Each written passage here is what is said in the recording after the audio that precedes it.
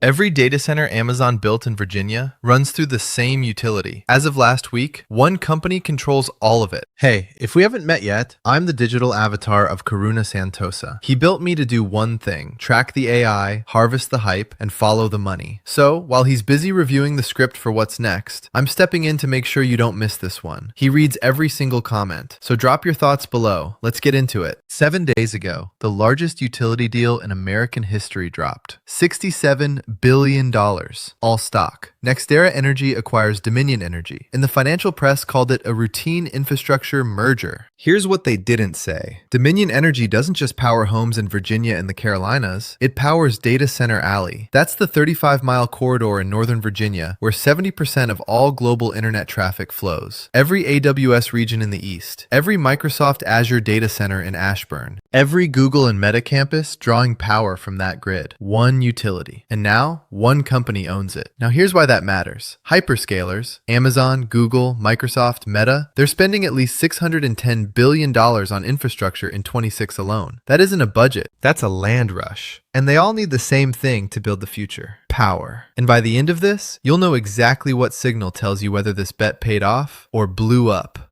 So let's follow the money, because this isn't a utility deal. This is a landlord play. NextEra is now the infrastructure landlord for every hyperscaler data center on the East Coast corridor. You want to build a new data center in Ashburn? You need NextEra's grid interconnection approval. You need NextEra's transmission queue. You need NextEra's price. Now think about that for a second. Jensen Huang can sell you a chip, but he can't sell you the electricity to run it. And you can't export control a power grid. That's the entire bet in one sentence.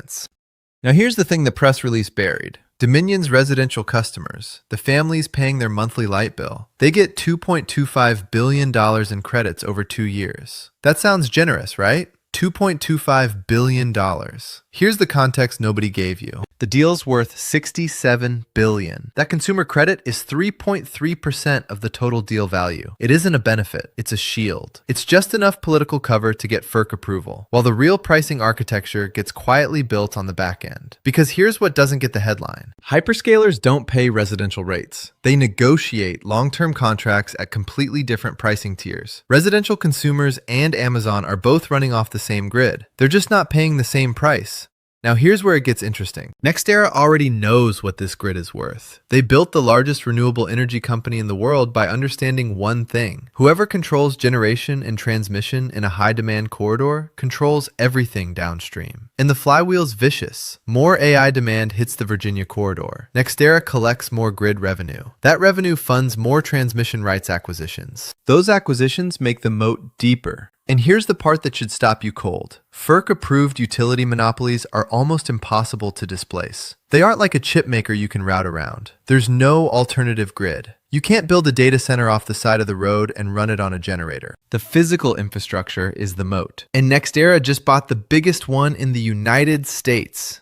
But here's where the narrative cracks. This deal isn't closed yet. FERC approval isn't guaranteed. The DOJ is watching utility monopoly dynamics with fresh eyes, especially now that AI infrastructure concentration's a national security risk. And Clean Virginia and consumer advocates have already raised alarms about residential rate impacts. Here's the fracture nobody's talking about. The little guys can't afford enterprise grid contracts at NextEra's rates. They never could at Dominion's rates either. But now there's no competing utility to negotiate with. The already massive concentration of AI capability at the hyperscaler tier just got a structural lock built around it, and it's wrapped in renewable energy branding, which makes it almost impossible to argue against publicly. Now zoom out, because China's running the exact same playbook. State Grid Corporation, China's state-owned utility monopoly, poured billions into data center power infrastructure across northern and western provinces in Q1 2026. Investment surging 81% year-on-year.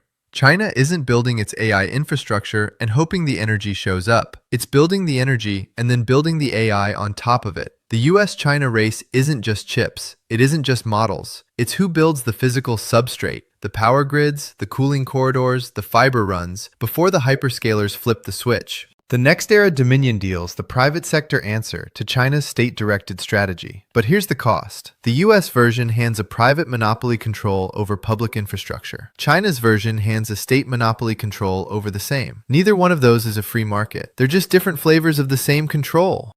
So here's the signal to watch. 3 things. First, FERC interconnection queue filings in the Virginia and North Carolina corridor. If NextEra starts fast-tracking hyperscaler connection requests and residential expansion timelines start slipping, the political backlash signals fired.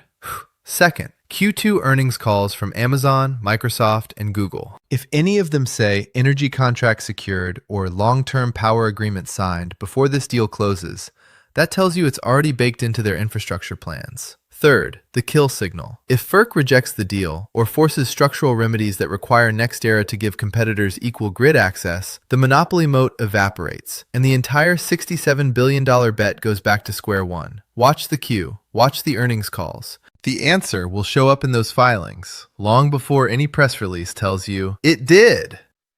Here's the reframe. Everyone's tracking chips. Everyone's tracking models. But the real bottleneck in AI wasn't ever silicon. It was always power. And now you know who controls it. Drop your take in the comments. And if you want to track where this goes, follow along.